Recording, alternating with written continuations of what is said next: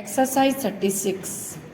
A special mention should invariably be made regarding the integrity of the officer and official.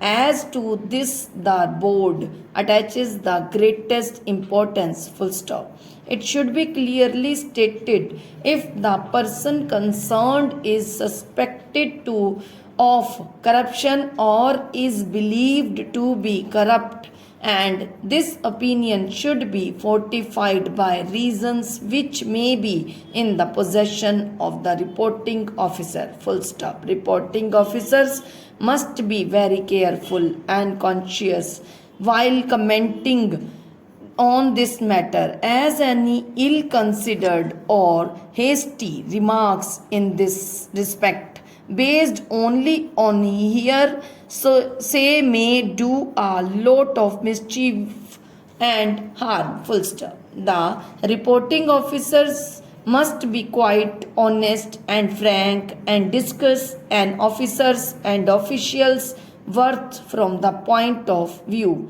of his integrity and honesty quite frankly. Full stop. Next para. Some reporting officers are in the habit of making non-committal remarks like no complaints against the entry relating to integrity and honesty. Full stop.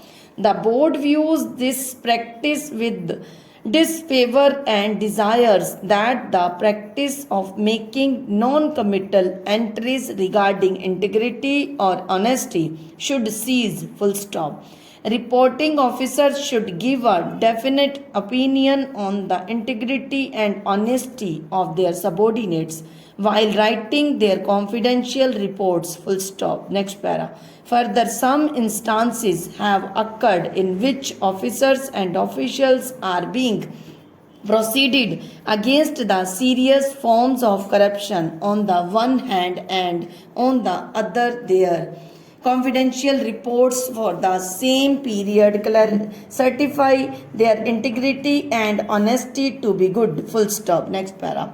It is felt that contradiction of this type arises only because reporting officers are failing in their duty to make entries in the column relating to integrity and honesty fortnightly and with the full sense of responsibility. Full stop. In case an officer and official has been given a good report for integrity and honesty which is later proved to be wrong, the reporting officer will run the risk of earning board's displeasure. Full stop. Ordinarily, the interference would be that either he did not exercise proper supervision or he was in dishonest conclusion with his subordinate. Full stop. The intention of the board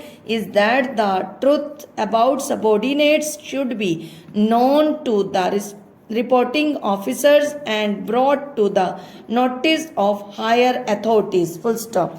This would not, however, justify the entering of ill-considered remarks based on inadequate observations. Full stop. Next para. No reporting officer should record his remarks in the report of an official under him unless he has seen work for at least 3 months. Full stop.